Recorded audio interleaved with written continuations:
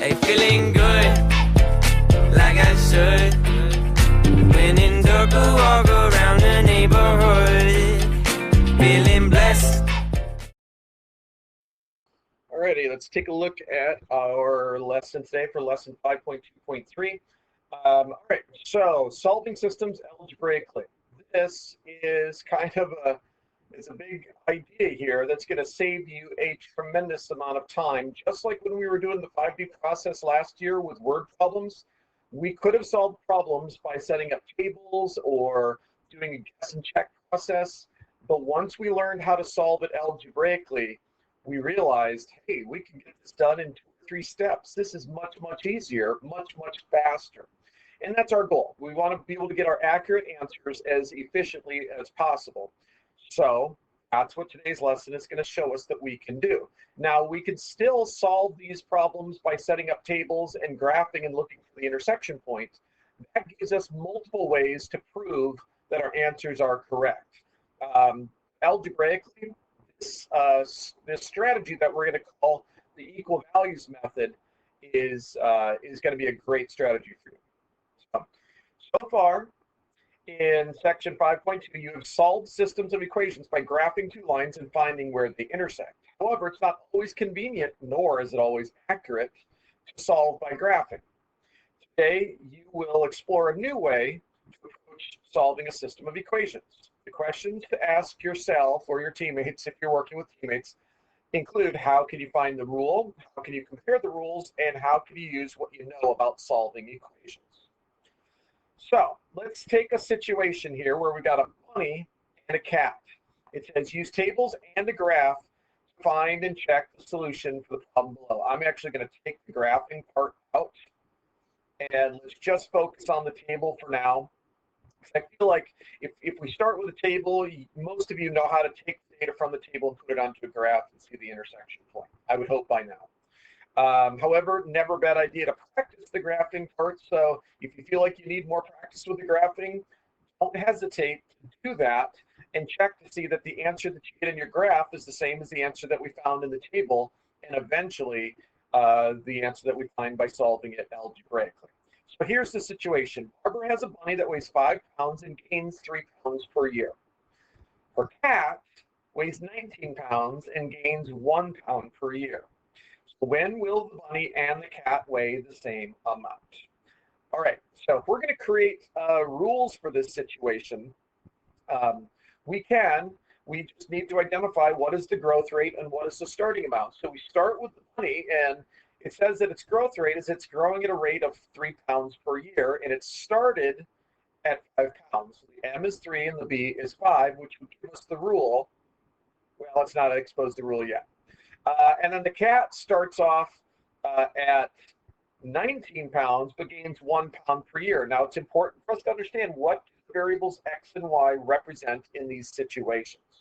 Well, since Bunny and the cat are gaining weight per year, then the X must be the number of years. So after 1 year, the bunny's gained 3 pounds. After 2 years, it's gained 6 pounds. After 3 years, it's gained 9 pounds, and so on and so forth.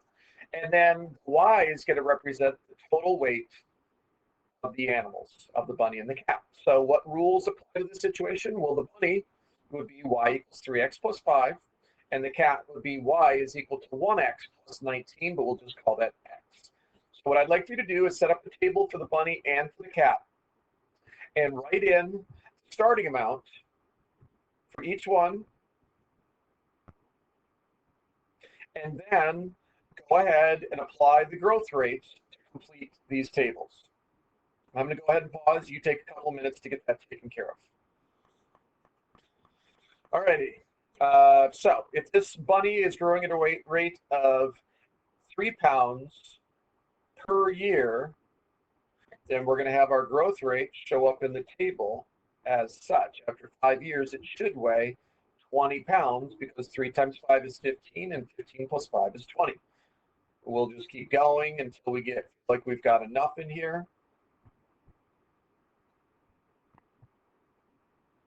And I'm hoping our answer falls somewhere within the first 9 years.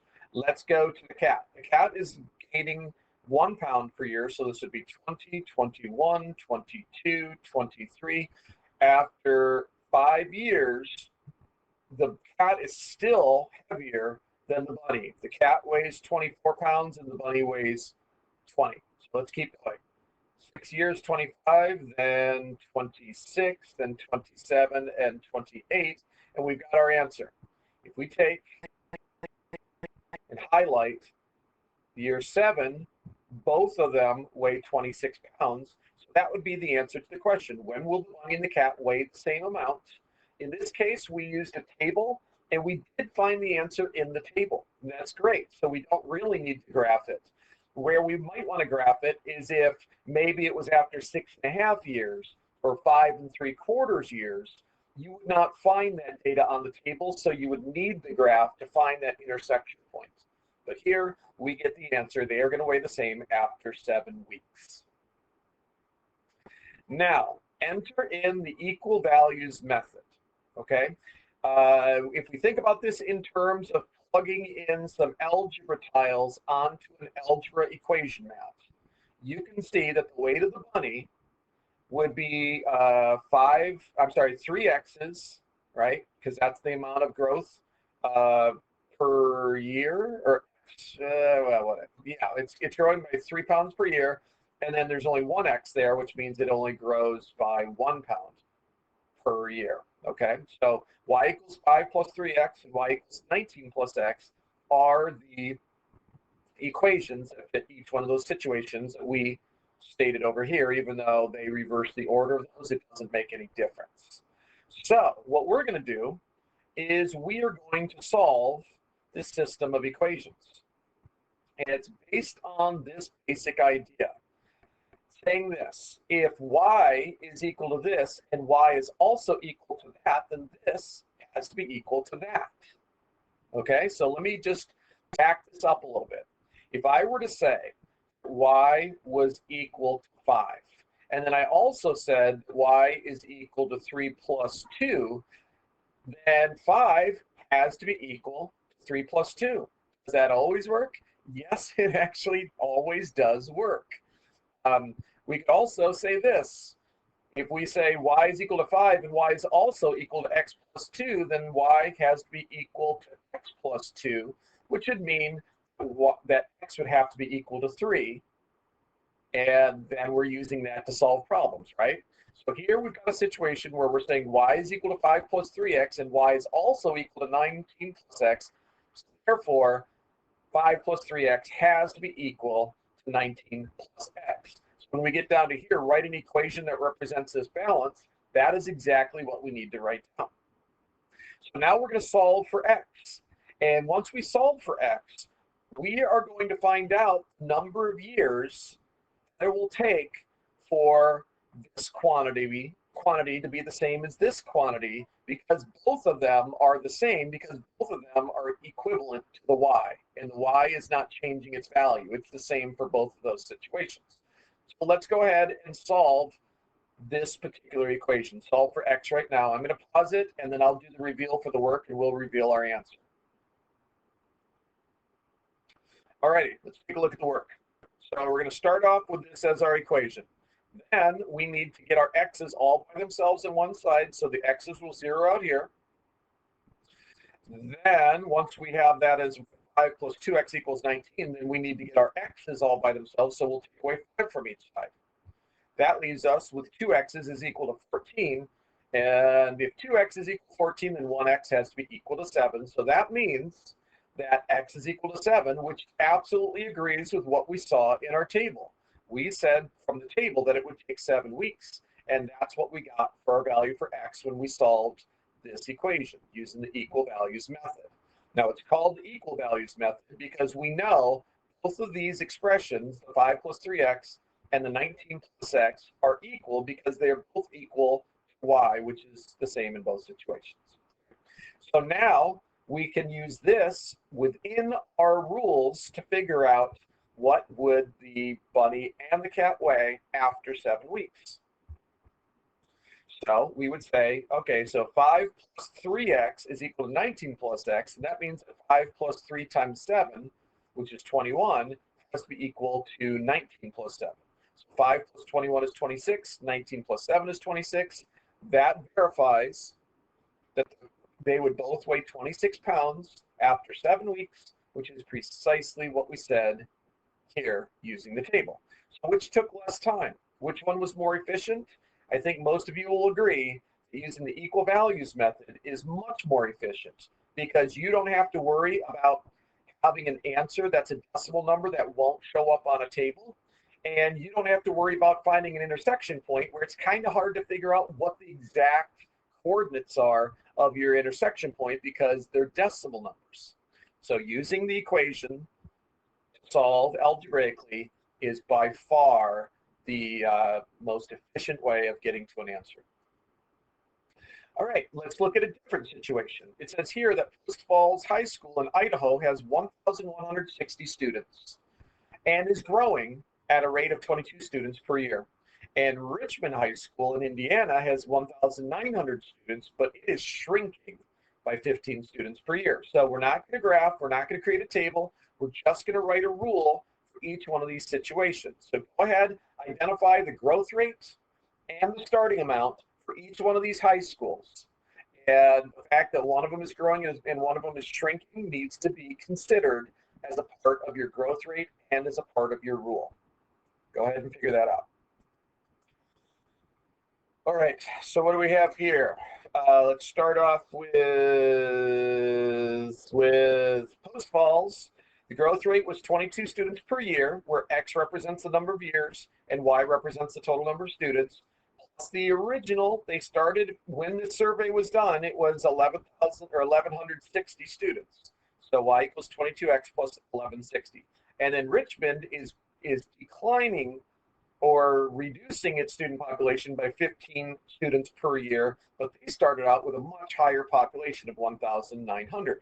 So typically what we're going to ask here is how long will it take before they have the same population, and then what will that population be?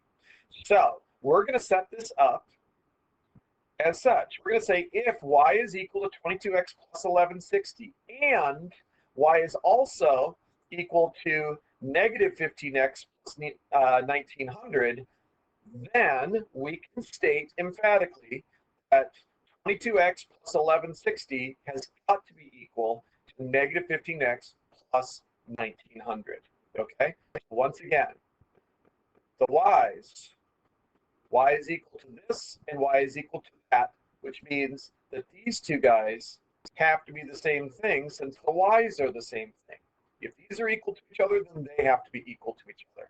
And just for the sake of getting this written in, because I'm now realizing that this lesson is not even telling you what this is called, this is what we refer to as the equal, that's a Q there, by the way, values method of solving algebraically. Equal values method. There we go. That's going to be the go-to method for solving each of these systems algebraically.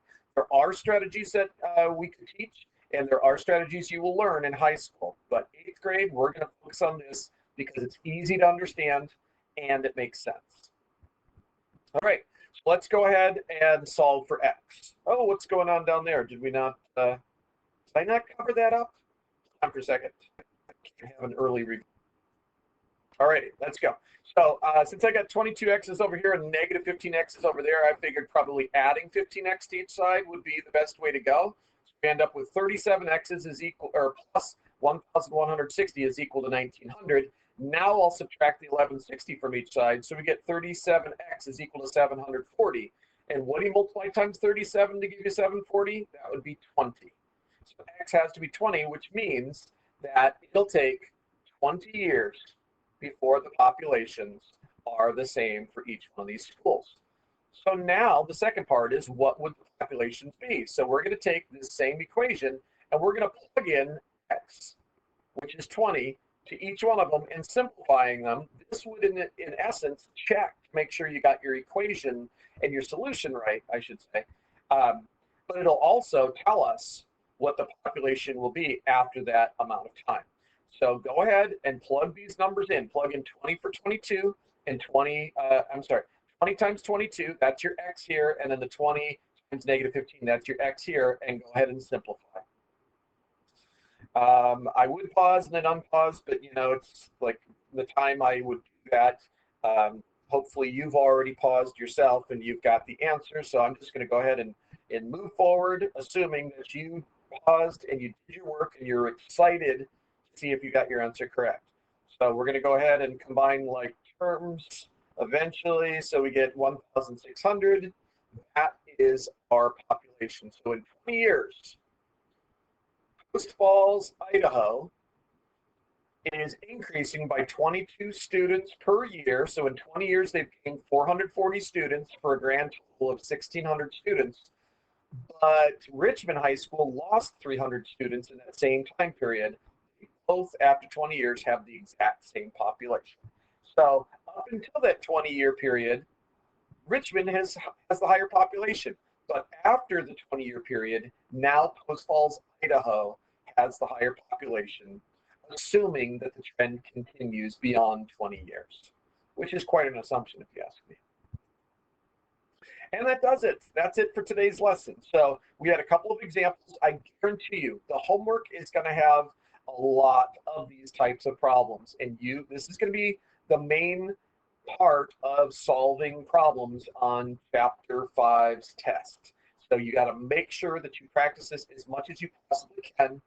And are there any more shortcuts to learn? Not really. This is it. The equal values method is the shortcut. Now we're just going to get into some more complex situations where we've got to create the rules and maybe have to deal with fractions and decimals along the way. Okay? All right, under 20 minutes. What a fantastic lesson. Let's go head on to our next activity. Bye. Hey, feeling good, like I should. When in dark, walk around the neighborhood.